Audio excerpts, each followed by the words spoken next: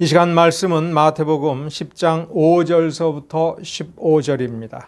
제가 개역 한글 성경으로 읽어드리겠습니다. 예수께서 이 12를 내어보내시며 명하여 가라사대 이방인의 길로도 가지 말고 사마리아인의 고을에도 들어가지 말고 차라리 이스라엘 집에 잃어버린 양에게로 가라. 가면서 전파하여 말하되 천국이 가까웠다 하고 병든 자를 고치며 죽은 자를 살리며 문둥이를 깨끗하게 하며 귀신을 쫓아내되 너희가 거저 받았으니 거저 주어라. 너희 전대에 금이나 은이나 동이나 가지지 말고 여행을 위하여 주머니나 두벌 옷이나 신이나 지팡이를 가지지 말라. 이는 일꾼이 저 먹을 것 받는 것이 마땅함이니라. 아무 성이나 촌에 들어가든지 그 중에 합당한 자를 찾아내어 너희 떠나기까지 거기 머물라. 또 그 집에 들어가면서 평안하기를 빌라. 그 집이 이에 합당하면 너희 빈 평안이 거기 임할 것이요 만일 합당치 아니하면 평안이 너희에게 돌아올 것이니라. 누구든지 너희를 영접도 아니하고 너희 말을 듣지도 아니하거든 그 집이나 성에서 나가 너희 발에 먼지를 떨어 버리라. 내가 진실로 너희에게 이르노니 심판날에 소돔과 고모라 땅이 그 성보다 견디기 쉬우리라. 아멘. 모든 사람이 자신의 미래를 궁금하게 여깁니다. 그 궁금증을 참지 못해서 불신자들은 점을 치러 갑니다. 그러나 때로는 충실한 기독교 신자라고 하면서도 점을 치는 사람들이 있고 또 어떤 사람들은 점을 친다는 생각을 하지 않지만 사실상 점을 치는 사람도 있습니다. 성경책을 놓고 그냥 뭔가 마음속에 깊이 생각하다가 착 성경책을 펴고 자기 눈이 처음 머무는 그 말씀이 하나님이 지금 내게 주시는 말씀이며 내가 어디로 가야 될지, 내가 무엇을 해도 될지, 내가 이대로 살아도 되는지, 지금 하고 있는 대로 해도 되는지를 맞춰보려고 하는 그것도 사실은 점입니다. 미국에서도 이런 풍습이 있어서 어떤 보수적이고 경건한 목사, 신학자들은 그런 성경점 치지 말라 이렇게 얘기합니다. 성경을 가지고 성경에서 어쩌다가 나오는 제비뽑기라고 하는 어떤 행습 한 가지를 결합해서 내가 그대로 하니 나는 성경적으로 하나님의 말씀을 받았다라고 스스로 속이기가 아주 쉬운데 이건 너무나도 얄팍한 트릭입니다. 근데 왜 인간은 이렇게 자기를 속이고 하나님께서 하지 말라는 신자로서는 해서는 안 되는 점치기 같은 것을 하겠습니까? 심지어 누가 점치러 가는데 옆에 갔다가 그냥 재미로 본다 하면서 뭐 타로점이니 뭔 점이니 칩니다. 요행수를 바라는 것이 아니고 그저 친구 따라간 김에 궁금해서 그렇게 한다라고 얘기합니다. 그런데 그 사람 마음속에도 사실은 걱정거리가 있고 뭔가 불안한 것이 있고 어찌 될까 정말 궁금한 것이 있습니다. 자, 오늘 본문에 보면 지난주에 다룬 것처럼 하나님께서 예수를 보내시고 예수는 이제 제자들을 보내어 이 불쌍한 사람들에게 천국이 가까이 왔다 하면서 천국의 능력을 베풀어서 그들을 고통에서 놓아주기를 원했습니다. 천국이 가까이 왔다, 메시아가 왔다. 즉 복음을 전해서 복음을 받아들이는 사람이 좀 더 많아지기를 원했던 것입니다. 성경의 원리를 놓고 보면 하나님 아버지께서 예수를 보내시면서 고난을 위임해 주셨기 때문에 예수님께서 사도를 세워서 각지로 보내서 똑같은 능력을 행하게 하고 예수께서 행하실 것을 대신 행하도록 심부름을 보낸 것이니 이 사도들은 하나님이 보낸 것과 동일한 권한과 능력, 심지어 능력까지 가지고 있는 것입니다. 그런데 예수님께서는 이들에게 몇 가지 단서를 주셨습니다. 단지 유대인 마을로만 가라 이것이 중요한 것이 아니라 가면서 길에서 만나는 사람들에게 천국에 대해서, 예수에 대해서, 복음에 대해서 잘 설명하도록 시켰습니다. 둘씩 짝을 지어서 여행을 출발할 때에 이제 먼 여행이 되거나 힘든 여행이 될 거라고 생각해서 가서 옷을 따로 여벌로 챙기는 거 하지 마라. 혹시 모르니까 여행 경비로 쓰도록 돈을 챙기는 거, 그런 것도 하지 마라. 돈주머니 자체를 차지를 마라. 그냥 가라. 신발도 더 챙기지 마라. 지금 이 자리에서 그냥 가라. 근데 가면서 복음을 증거하는 말도 너희들의 능력으로 만들어낸 복음이 아니고 거저받은 복음이니까 복음을 거저 증거하고 대가는 하나도 받지 마라. 심지어 예수께서 놀라운 능력을 베풀어서 병든 자를 고치고 귀신을 쫓아내고 모든 약한 것을 바로잡아 고쳐주어서 온전하게 하고 심지어 죽은 자도 살리는 권능을 행하는데 그 대가로는 아무것도 받지 말아라. 거저 받았으니 거저 주어라. 이렇게 엄명을 하셨습니다. 그러면 이 길은 어떤 길이 되겠습니까? 굉장히 불안한 길입니다. 굉장히 걱정스러운 길입니다. 과연 오늘 저녁에는 어느 집에 가서 머물 수 있을까? 오늘 저녁은 굶지 않고 잘 수 있을까? 분명히 하나님께서 상급을 주시겠다라고 하지만 오늘 저녁은 보장해 준 게 아닙니다. 내일 아침도 보장해 주지 아니하셨습니다. 고생 좀 해라 이겁니다. 설마 죽이시기에 하겠어? 라고 생각하지만 당장 배가 고프면 먹을 것을 찾는 것이 인간의 본성입니다.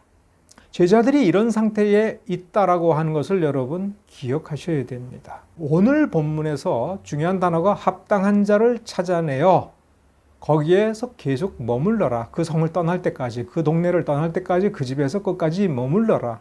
그것이 며칠이든 상관이 없다라고 얘기할 때 합당한 자를 찾아내라는 이 말이 무엇을 의미하는지를 생각하기 전에 먼저 이 여행길이 어떤 길인가라고 하는 것을 좀 더 깊이 생각을 해볼 필요가 있습니다.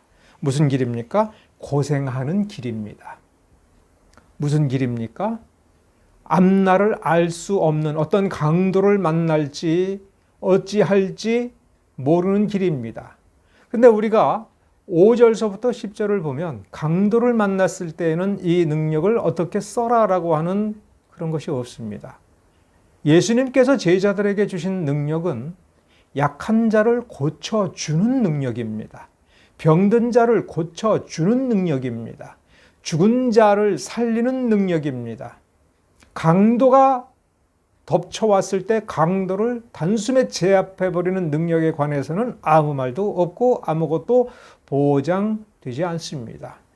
그러므로 이상적으로 말을 하면 강도가 나타났어도 당신이 나를 죽이기 전에 내가 꼭 한마디 하고 싶은 것이 있으니 들어주십시오. 당신을 위한 겁니다. 예수 믿으세요. 이 말을 해야 된다는 거예요. 물론 그것은 이상적이고 완전히 성숙한 제자의 모습이겠지요. 그러나 지금 마태복음 10장에서 찾을 수 있는 제자의 모습은 불완전한 제자의 모습입니다. 왜냐하면 이 제자들이 지금 마태복음 10장 수준에서 가서 만나는 사람들에게 예수를 증거할 때에 그러면 이 제자들은 전지전능하게 예수를 완전히 알고 있느냐? 전혀 그렇지 않습니다. 마태복음에서 마태가 서술하는 기록을 유심히 보면 마태복음 10장을 지나고 나서도 예수님께서 행하시는 이적을 보고 이 제자들이 깜짝 놀랍니다. 도대체 이 사람은 어떤 사람이길래 이런 이적을 행하는가 할 정도로 놀랍니다. 그 놀람의 의미는 뭐냐면 예수를 충분히 알지 못했다는 겁니다. 10장을 지나고 나서 이 사도 여행을 떠나고 나서 갔다 오고 나서도 예수가 어떤 분인지를 모른 겁니다. 귀신을 쫓아내고 병든 자를 고쳐내고 귀신도 그냥 말 한마디만 해도 다 쫓겨 도망가는 놀라운 이적을 체험했으면서도 그 능력을 주신 예수를 다 몰랐고 그 예수의 능력이 어떠한 것인지에 대해서 충분히 확신하지 못하였기 때문에 십자가 아래에서 베드로조차도 예수님을 극구 부인하면서 심지어 저주까지 하면서 피하고 숨었던 것입니다. 예수를 잘 몰랐던 겁니다. 그러나 아는 만큼이라도 마태복음 4장 5장서부터 여기 10장 사이에 나타난 그 예수를 목격하고 예수님으로부터 교훈을 들은 그것만 가지고도 가서 증거하라라고 하는 이 증거의 이 단계, 마태복음 10장에서의 이 단계에서 예수님께서 제자들에게 요구한 것은 뭐냐면 너희들 쫄쫄이 굶어봐라. 너희들 몹시 고생해봐라 라고 하는 것입니다. 그것이 예수님의 훈련인 것입니다. 이 훈련, 가난과 고통의 이 훈련인데 이 훈련이 얼마만큼 중요한 것인지는 아주 탁월한 명장으로 꼽히고 근대, 군대의 전략과 전술을 형성하고 정리해서 현대 세계를 군사학적으로 이끌어 나가는데 지대한 공헌을 세운 사람이 나폴레옹이라고 하는 것은 여러분 잘 알 겁니다. 이 나폴레옹이 직접 자기 이름으로 쓴 책이 있습니다. 그 책이 우리나라의 나폴레옹의 전쟁금원이라고 하는 이름으로 출판됐는데 거기에 한 대목에 매우 중요한 말이 이렇게 있습니다. 군인의 첫 번째 자격 요건은 극심한 피로와 궁핍한 여건에서도 견딜 수 있는 인내심이다. 용기는 그 다음 요소일 뿐이다. 고난과 궁핍 그리고 결핍이야말로 군인들에게는 최고의 학교인 것이다. 그러니까 최고의 학교의 최고의 우등생은 최고의 고난과 최고의 결핍을 끝까지 잘 견뎌낸 그 사람이 진짜 병사라고 하는 것이고 그런 병사들이 하나의 단일 대오를 형성해서 지휘관의 말에 철저히 복종하는 어떤 어려움 속에서도 대오를 흐트러뜨리지 아니하고 최고 사령관의 명령을 철저하게 준행하는 옆에서 포탄이 터지고 내 앞에서 내 전우가 총을 맞고 피를 쏟으며 꼬꾸라질 때에도 그 마음에 흔들리지 않고 견디면서 그 전장터에서 자기 자리를 지키는 그 병사가 사령관이 원하는 병사라 하는 것입니다. 그러니까 최고의 병사는 어디서 길러진다고요? 극심한 피로를 겪고 궁핍한 여건을 거치면서 다듬어지는 것이다라고 했습니다. 그러니까 예수님께서 마태복음 10장에서 이 사도들에게 권능이라고 하는 자신과 동일한 자신이 행하는 것과 지금까지 행하는 것과 동일한 권능을 주면서 여행을 떠나 보낼 때에 아무것도 가지고 가지 마라. 거저 받았으니 거저 주어라. 그러면 속으로는 불안해집니다. 뭐 먹고 살지요? 그건 걱정하지 마. 라고 하면서 보낼 때에 예수님께서 이 제자들을 뭐라고 생각을 한 겁니까? 너희들은 강한 병사가 되어야 된다. 너희들이 강한 병사가 돼서 경륜을 쌓고 성령 충만을 받아서 그 다음에 너희들이 길러내는 신자들, 너희들의 제자들이 역시 강한 병사가 되고 그들이 교회를 구성할 때에 강한 군대가 이루어질 것이다. 누구나 다 약하다. 누구나 다 흔들린다. 누구나 다 불안하다. 누구나 다 등 따숩고 배부른 것을 원하고 편안하게 누웠으면 일어나기 싫은 것이 인간의 본성이지만 자신이 받은 바 사명, 임무를 생각할 때에는 그 모든 것을 떨쳐내고 극한의 가난과 고통을 감수하면서 임무를 완수할 때까지 끝까지 가는 그러한 병사를 길러내는 그 훈련인 것입니다. 이 제자들은 둘씩 짝을 지어서 자신들이 지금까지 어떤 연고를 만들어 놓지 아니한 그런 동네로 가서 사람들이 듣기를 원하든 듣기를 원하지 않든 그 사람들에게 예수를 증거하고 때로는 문전박대를 당하고 동네에서 돌멩이를 맞고 쫓겨나는 한이 있더라도 기쁨으로 증거해야 되는 그 사역을 익숙하게 감당을 잘 해내야 되는 그런 사람이 되어야 하는 것입니다. 이렇게 극심한 가난과 결핍, 부족함, 그 여정을 견뎌낸 그 병사들의 가슴 속에는 지휘관과 혼연일체가 되어서 무엇이 그 안에서 생겨난다라고 지금 사실 말하고 싶은 거냐면 군인다움의 당당함, 적군 앞에서도 당당함, 자신들보다도 훨씬 몇 배나 더 많은 적군들 앞에서도 조금도 기가 죽지 않고 어떤 전투라도 기꺼이 감당하겠다라고 하는 군인의 정신으로 무장된 그 당당하고 용맹무쌍한 병사들이 되는 겁니다. 병사다운 그 기계죠. 그 가슴 속에 지휘관을 사랑하고 믿고 의지하며 지휘관과 뜻을 같이 하여 전쟁터를 굳세게 당당하게 지키는 사람들의 가슴 속에 왜 용기가 없겠습니까? 자신이 이 사령관과 더불어서 전쟁을 치른다라고 하는 자존감이 왜 없겠습니까? 그렇습니다. 마태복음 10장 5절서부터 10절 사이에서 예수님께서 무엇을 훈련시키려고 하느냐? 그 1단계로서 병사다운 당당함, 제자다운 기계, 어떤 누구 앞에서도 내가 아무리 남노하고 헐벗고 배가 고프더라도 아무리 뛰어난 권력을 가지고 부를 가지고 있는 사람 앞에 눈빛 하나 흔들리지 않고 기가 죽지 아니하며 하늘나라의 풍요로움에 대해서 기꺼이 말할 수 있는 그런 당당함. 심지어 그 앞에 선 사람이 당신 꼬라지 보니 거지하고 똑같네. 보니까 두벌 옷도 없어서 옷도 못 갈아입고 하루 종일 쫄쫄이 굶어가지고 얼굴도 헬쓱하고 눈이 퀭하니 먹지도 못하고 마시지도 못하고 아유 뭐하러 그러고 살아. 나를 봐요. 예수 안 믿어도 이렇게 잘 살고 있는데 이렇게 행복하고 이렇게 풍요로운데 뭐하러 그렇게 사냐고 이렇게 조롱의 말을 던져도 거기서 조금도 기가 죽지 않고 하나님 나라에 대해서 설명하고 예수에 대해서 기꺼이 담대히 말하는 것은 병자를 고치고 죽은 자를 살리는 능력보다도 훨씬 더 중요한 것이지요. 그 가슴 속에서부터 우러나오는 당당함이 있어야 뭐가 형성이 되는 거예요? 좋은 자존감. 자존감이라고 하는 것은 무엇으로 만들어지느냐?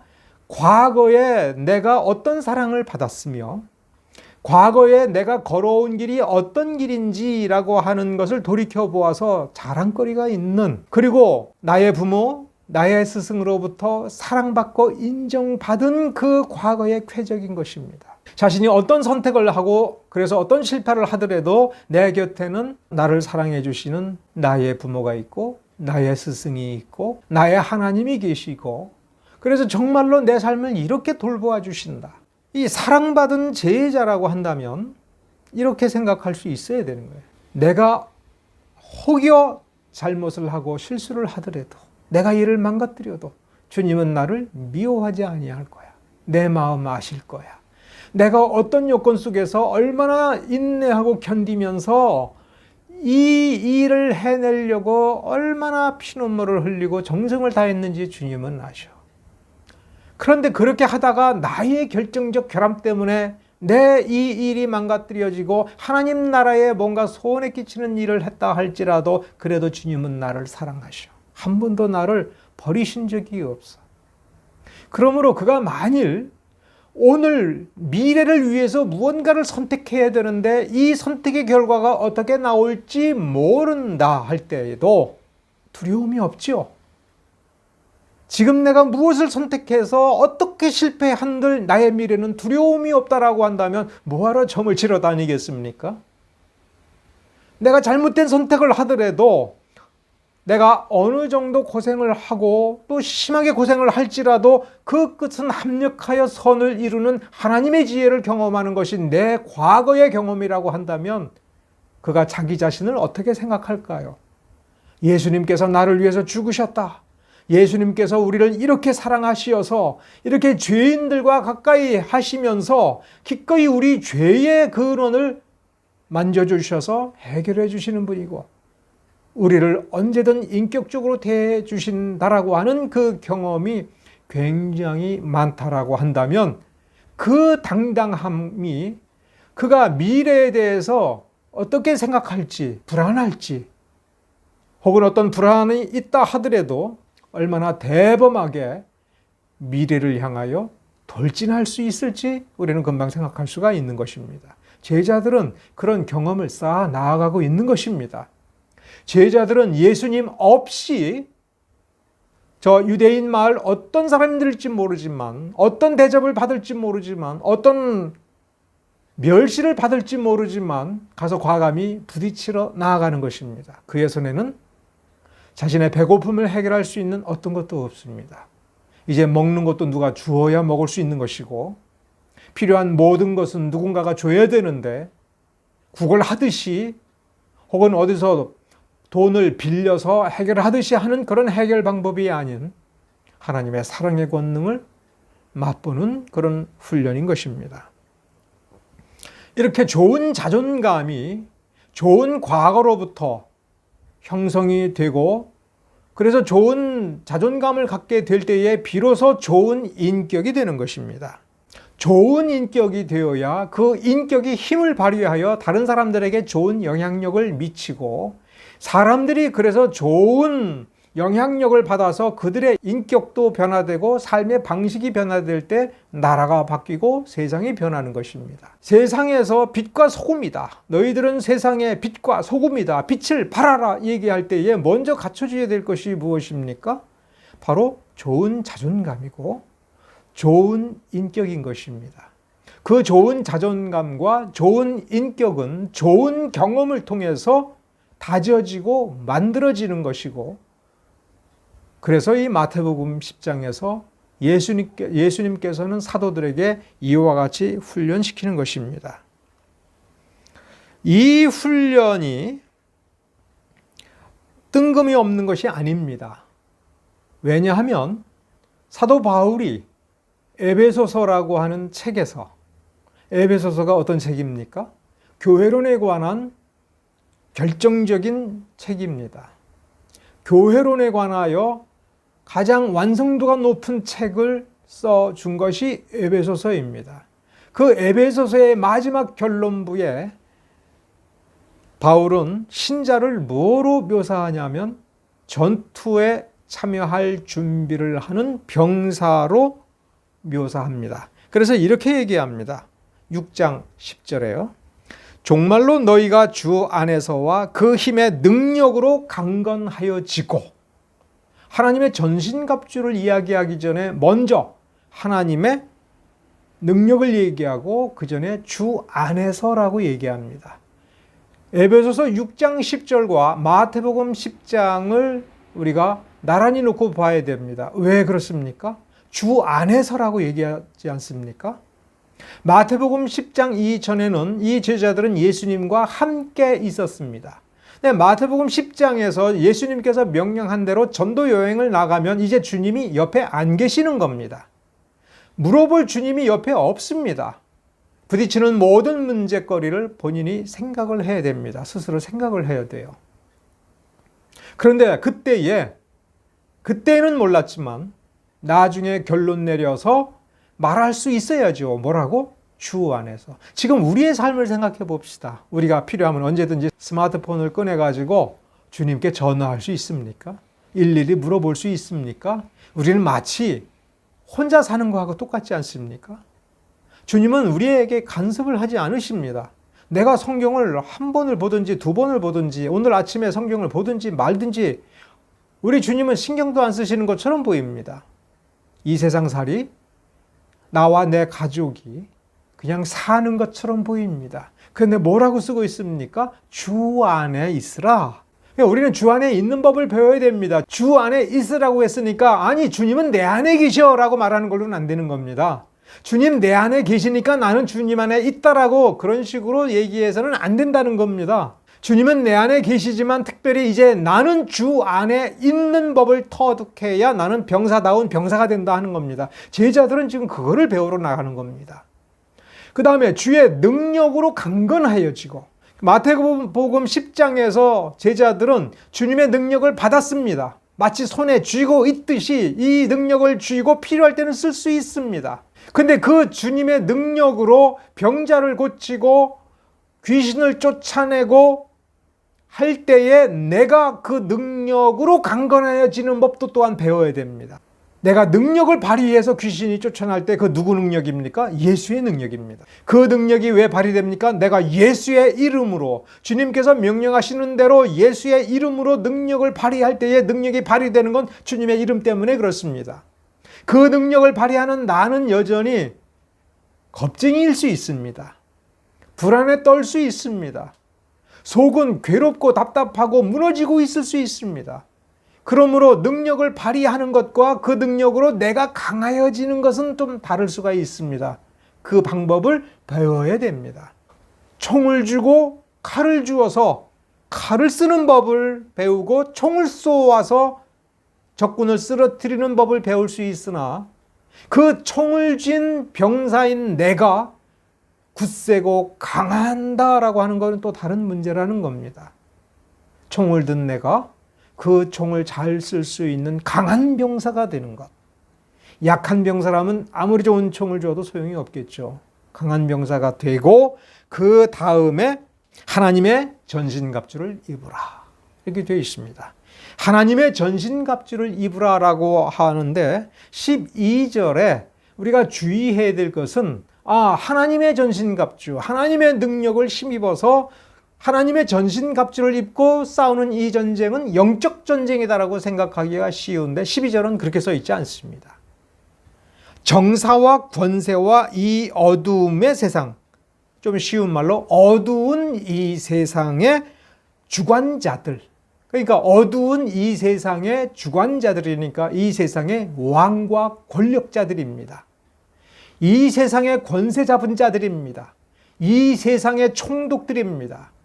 이 세상의 유명한 자들입니다. 이 세상의 어떤 영역을 좌지우지하는 권력을 가진 사람들이 너희를 대적하고 하나님의 나라를 이루지 못하게 한다 하는 것입니다. 그러므로 그 앞에 정사와 권세, 영적 정사, 영적 권세를 가리키는 것이 아닙니다. 영적인 권세자들을 가리키는 것은 맨 뒤에 하늘에 있는 악의 영들, 공중에 있는 악한 천사들, 마귀들이 마지막에 있습니다. 그러니까 하나님의 전신갑주를 입을 때에는 악한 마귀들과 싸우기 위해서 악한 천사들, 나쁜 천사들의 쾌계를 막기 위해서만이 아니라 이 땅에 이 세상 풍속을 좌지우지하는 이 세상의 권력자들, 이 세상에서 출세한 자들, 이 세상에서 돈을 많이 벌고 돈으로 권세를 부리는 자들, 그들 앞에서 당당하고 그들 앞에서 하나님께 속한 자의 올바른 인격을 보여주고 선한 일을 도모하여 하나님을 기쁘시게 하는 선한 일을 이루도록 하기 위한 그런 병사라는 뜻이 되는 겁니다. 그러면서 13절에 다시 한번 하나님의 전신갑주를 취하라. 이 악한 날에, 그러니까 이 세상을 살아가는 동안 이 세상의 악함과 싸우기 위해서 이렇게 훈련된 병사가 되어야 된다고 바울이 이야기했다면 에베소서 6장에서 가리키는 이 상태에 도달하기 전에 그 1단계가 마태복음 10장에 써 있다고 하는 것을 생각하면 되는 것입니다. 그러니까 예수님께서 그래 믿기만 하면 내가 모든 걸 다 해결해 줄게. 우린 그렇게 믿어도 됩니다. 그러나 예수의 손을 붙잡고 내가 어떻게 성장해야 되나, 내가 어떤 인격자가 되어야 되는가라고 할 때에는 우리가 받아야 될 훈련이 있다 하는 것입니다. 이 훈련을 잘 받아야 된다고 성경이 가리키는 겁니다. 마태복음 10장이 우리가 특별히 중요한 것은 우리 한국인들이 일반적으로 가지고 있는 습성 때문에 특히 중요합니다. 한국인들이 지금까지 살아오면서 구성하고 있는 이 사회와 문화의 특성은 일종의 가족주의입니다. 가족주의니까 결속이 될 때는 굉장히 결속이 잘 되는데 문제는 원칙이 이게 일정하지 않습니다. 그래서 우리가 자주 그런 얘기를 듣습니다. 원칙은 원칙일 뿐이야. 우리가 원칙대로 하는 사람이 어디 있어? 자, 여기 차를 세우지 말라라고 노란 선을 그어놨다. 그건 원칙이지. 그렇지만 봐. 다른 차 지나갈 수 있으니까 내가 잠깐 일 보는 동안에 내 차는 세워놓고 그러니까 한국 사람들은 이런 법이 있어? 나 이 법 안 지킬 거야. 이런 의식을 가지고 교통법규를 어기는 사람은 거의 없다라는 지적입니다. 그러니까 우리나라 사회학자들이 하는 얘기예요. 그러니까 무슨 생각으로 교통법규를 어깁니까? 아니, 그 법규는 사고 안 나라고 하는 거 아니야. 지금 보니까 가도 되겠구만. 여기 차를 세워도 다른 사람들 방해 안 되겠구만. 그러니까 단속에만 안 걸리고 나 잠깐 일 보러 오는 사이에 다른 사람들은 아무 방해 없이 다닐 수 있으니까 나 잠깐 여기 세워놓을게. 사회생활을 그렇게 하는데 성경도 그렇게 보게 된다면 문제라는 겁니다. 정말 문제예요, 그거는. 하나님이 이렇게 얘기하고 주님께서 이렇게 훈련시키는데 이런 원칙이 있구만. 보니까 그 뜻을 알겠어. 주님께서 우리에게 뭘 원하는지 알겠어. 가난과 궁핍을 견뎌보라고. 원리를 알았으니까 내가 조심하면 돼. 다음부터 내가 잘하면 돼. 뭐 꼭 이걸 하나하나 그대로 해야 되나? 안 해도 돼. 이렇게 생각하는 이 습성, 이 패러다임, 이 사고방식을 고쳐야 되는 겁니다. 주님은 그거를 고치기를 원하는 것입니다. 바리새인들은 정반대입니다. 성경 말씀을 읽을 때에 우리가 지난번에도 살펴보았듯이 어떻게 뭐만 본 겁니까? 문자를 보면서 그 문자를 정확히 잘 지키느냐 마느냐에만 신경을 썼습니다. 그들 속에는 뭐가 있습니까? 인정받아야 된다라고 하는 강박관념이 있습니다. 백성들에게 어떻게 가르쳤느냐? 당신들이 율법을 어기면 세키나, 하나님의 최고의 영광인 세키나의 영광이 그 예루살렘 성전에서 점점점 하늘 위로 멀어진다. 멀리 떠나서 하나님의 영광이 너희들과 함께 하지를 않기 때문에 멀어질수록 너희들은 하나님의 보호하심을 받지 못하고 징벌을 받아서 이렇게 다른 나라에게 정복이 되고 노예가 되는 거다. 그러니까 너희들이 율법을 잘 지키면 저 세키나의 영광이 점점 밑으로 내려와서 저 성전에 가득하여 솔로몬이 그 성전 낙성식 할 때에 그 하나님의 영광이 그 성전에 가득하여 솔로몬에게 엄청난 지혜를 주시고 능력을 주시고 다윗의 나라를 지켜주신 것과 같이 이 나라를 해방시켜 줄 것이니 너희들은 율법을 지켜라, 이렇게 가르쳐 온 겁니다. 그 점만 놓고 보면 바리새인들은 말로만 메시아를 기다렸지 메시아를 기다린 것이 아닙니다. 메시아가 없어도 된다고 생각을 한 겁니다. 뭐만 하면 된다고요? 율법만 잘 지키면 된다. 율법만 잘 지키면 우리는 제사장 족속으로서 이 세상 최고의 영광을 누리는 영광된 백성이 될 것이다. 우리는 이미 선택된 백성이다. 하나님의 약속이 있는 백성이다. 그런데 그 약속대로 이루어지지 않는 것은 너희들이 율법을 문자 그대로 지키지 아니하였기 때문에 그러하다. 그러니까 율법을 이렇게 지켜야 된다는 건 뭐라는 뜻이에요? 하나님의 율법을 잘 지킨다라고 하는 것을 하나님께로부터 인정받아야 된다라고 하는 강박관념이 있는 겁니다. 그건 진짜 믿음이 아닌 거예요. 강박관념이에요. 하나님 앞에서 이 바리새인들이 다른 어떤 유대인들보다도 열심을 다한 이유는 그 열심을 하나님께로부터 기필코 인정받겠다라고 하는 결심이며 보여주기이며 때를 쓰는 겁니다. 인정 욕구라고 하죠. 그 인정 욕구를 바리새인들은 믿음이며 헌신이라고 치장을 했던 것이고 예수님은 그거를 보고 위선이라고 했던 겁니다. 하나님을 위해서가 아니고 하나님을 사랑해서가 아니고 자기가 인정받기 위한, 그래서 하나님으로부터 오는 축복을 자기가 더 많이 받겠다라고 하는 자기중심적인 사고방식을 완전히 무장된 사람이 바로 바리새인인 것입니다. 또한 바리새인들의 그러한 가치관 속에는 뭐가 있는 겁니까? 처벌에 대한 공포심이 있는 거예요. 율법을 지키지 아니하면 하나님께서 심판하신다. 너희 조상들이 왜 나라를 뺏기고 포로로 끌려갔느냐? 율법을 지키지 아니했기 때문에. 지금 너희처럼 율법을 지키지 아니하면 하나님이 또 심판하시고 그래서 그 비극적인 참화가 또 일어날 수 있으니 안 된다는 얘기입니다. 우리는 우리의 자녀를 그런 식으로 키워서는 안 됩니다. 우리는 그런 식으로 신앙생활을 해서는 안 됩니다. 혹시 우리가 이런 잘못된 말버릇을 가지고 있지 않은지 우리에게 생각해 봐야 됩니다. 어떤 말버릇이요? 너 그러면 하나님께 벌 받아? 너 계속 그렇게 하면 하나님께 복 못 받아? 왜 그런 말을 하는지는 우리는 서로 충분히 이해합니다. 무언가 협박을 하지 않으면 이 아이들이 무서워하지를 않으니까. 근데 이게 세속적인 방식이며 바리새적인 방식인 것입니다. 처벌에 대한 공포심, 이것이 인격을 삐뚤게 만드는 겁니다. 현대의 심리학에서도 인간을 관찰해 보았을 때 인간을 삐뚤어지게 만드는 가장 중요한 두 개의 욕구가 인정 욕구고 처벌 공포로부터 벗어나고자 하는 욕구라고 끊임없이 지적을 합니다. 인정 욕구는 왜 생기는가? 사랑 못 받았기 때문에, 두들겨 맞으면서 컸기 때문에, 너 그거 안 하면 혼내준다 하면서 두들겨 맞고 협박을 당했기 때문에 그 공포에서부터 벗어나고자 하는 욕구가 있는 것입니다.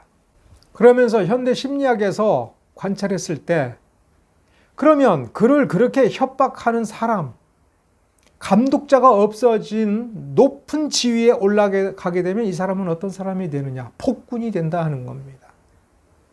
안하무인이 되고 다른 사람의 인격을 짓밟고 말살하는 본능을 그냥 적나라하게 드러내서 많은 사람을 고통에 빠뜨린다라고 하는 것입니다. 자, 여기서 우리가 마태복음 10장을 한번 생각을 해봅시다. 예수님께서는 제자들에게 무엇을 주셨습니까? 권능을 주셨습니다.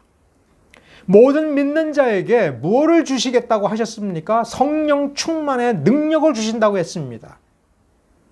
성령 충만의 능력이 모든 신자에게 그냥 준다라고 할 때에 그 인격이 바로잡혀져 있지 아니하면 어떻게 되겠습니까? 이 세상이 얼마나 하나님의 이름으로 얼마나 많은 학살과 얼마나 많은 박해와 얼마나 많은 이루 말할 수 없는 범죄가 저질러지겠습니까? 그래서 이 사도는 역사상 독특하게 사도라고 하는 이 직분이 예수님 때에만 있었던 이유가 이만한 권력을 임으로 행사할 수 있도록 주님께서 허락하여 능력을 주신 경우가 그만큼 준비된 사람이 이만한 사람밖에 없기 때문에 그러한 것입니다. 이들에게 이러한 능력을 주셨을 때, 주시기 전에 또 주시면서 예수님께서는 그 인격을 바로잡는 훈련을 시켜주신 겁니다. 경험하게 하신 겁니다. 그 경험을 반성해 보았을 때 우리는 그리스도인의 인격이 어떻게 형성되고 훈련되어야 되고, 교회에서 신앙 훈련을 하고 목사를 만났을 때 그 목사는 성도는 목사로부터 어떤 훈련을 받아야 되는가, 어떤 훈련이 참으로 좋은 훈련이 되어서 그 사람의 인격을 완성해 줄 뿐만 아니라 그 사람들을 통해서 하나님의 나라를 이루고 교회가 똑바로 될 것인가에 대한 근본 원리를 이 제자 훈련을 통해서 보여준 것입니다. 가짜 모범생은 권력을 추구합니다. 그러니 구원받지 못한 모든 불신자, 그리고 이 바리새인들로부터 훈련받은 이 제자들은 그 인격이 바로잡혀져 있지 아니하면 가짜 모범생이 되고 권력을 추구하게 됩니다. 자신들의 어머니를 통해서 간과죠. 그 나라가 임하면 주님의 오른편에 왼편에 내 자식들 좀 앉혀주십시오. 이렇게 뭘 추구한 겁니까? 권력을 추구한 것입니다. 제자 훈련을 그렇게 받고 예수님께서 십자가에 달려 돌아가실 날이 얼마 남지 않은 상태에서도 제자들은 그렇게 미완성적인 상태에 있었습니다. 그럼 성령 충만 받으면 완전해지겠지만 그 전에, 성령 충만 이전에 먼저 예수님께서 직접 그 훈련의 원리를 보여준 것이 마태복음 10장인 것입니다. 또한 권력을 추구할 뿐만 아니라 돈을 추구합니다. 바리새인들이 돈을 사랑한다고 되어 있지 않습니까? 모든 불신자들이 돈을 사랑한다고 되어 있지 않습니까? 복음을 받았으나 타락한 사람들, 하나님을 믿는다고 하지만 타락한 사람들이 대표적으로 지적을 받는 게 돈을 사랑한다고 되어 있지 않습니까?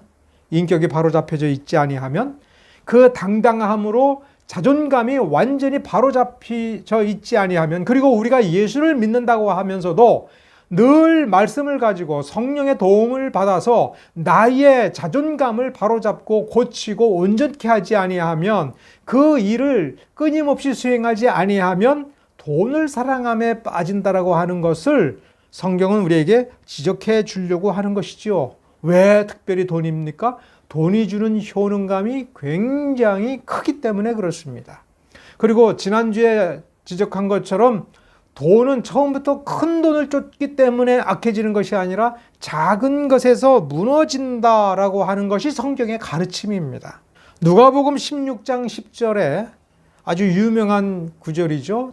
지극히 작은 것에 충성된 자는 큰 것에도 충성되고, 대개의 사람들은 이 부분만 기억합니다.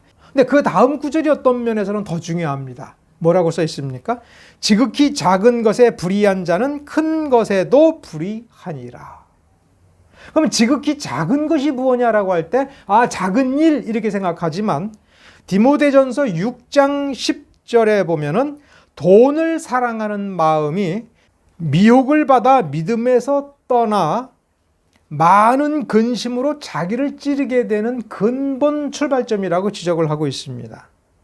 근데 마태복음 6장에 보면 돈을 사랑하는 마음, 그러면 돈을 얼마나 사랑하는 것이 사랑하는 마음이냐 할 때, 이미 마태복음 10장 이전에 마태복음 6장 산상수훈에서 이렇게 말씀을 하셨습니다. 목숨을 위하여 무엇을 먹을까?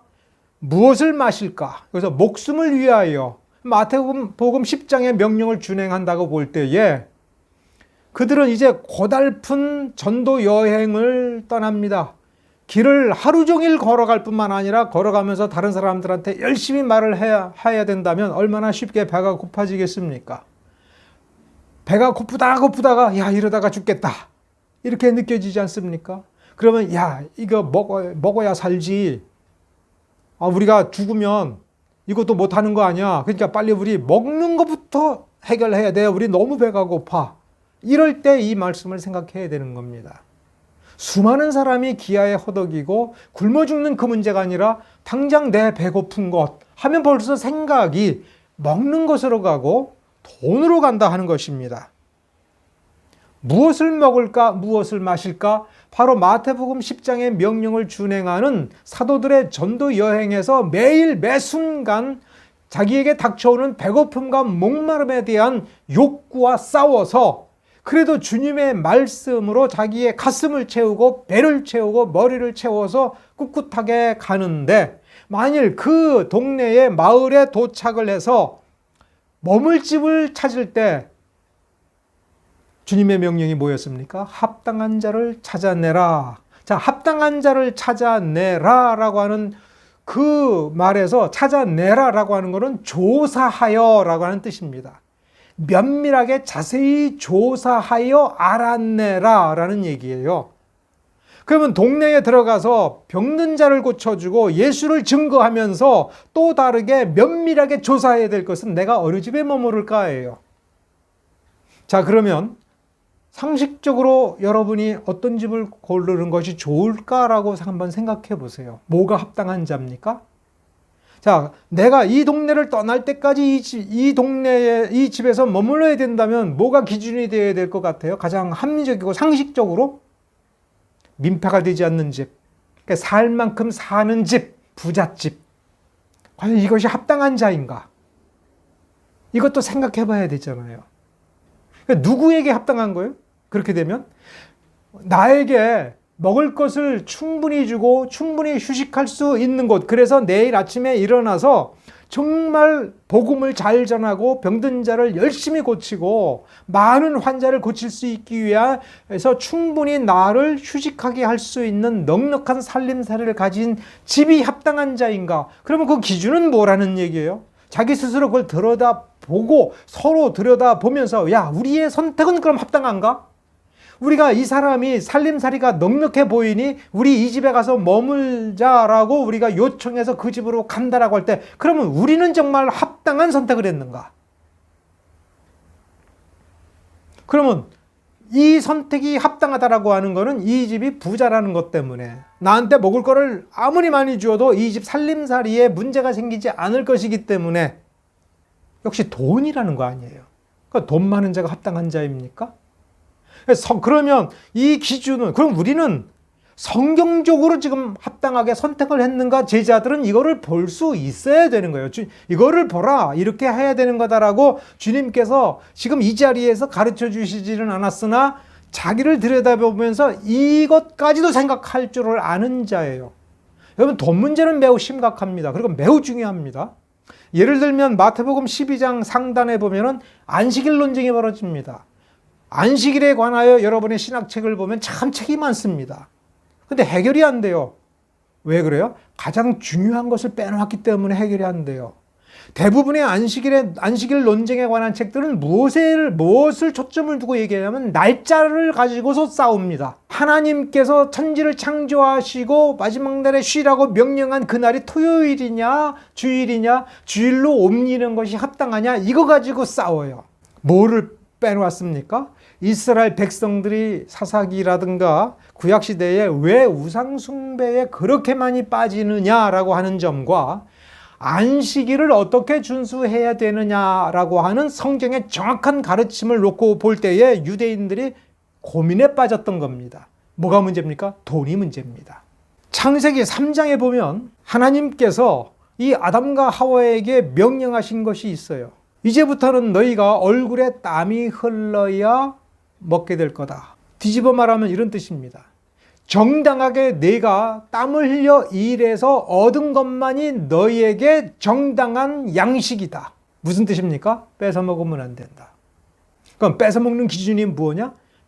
네가 먹어서 저 사람이 굶었다면, 자, 그러면 네가 먹는 데에 정당하게 네 얼굴에 땀이 흘러서 내 노력의 결실로 얻은 거냐, 뺏어 먹는 거냐. 구약 성경에도 분명히 이야기하죠. 뇌물 받지 말라.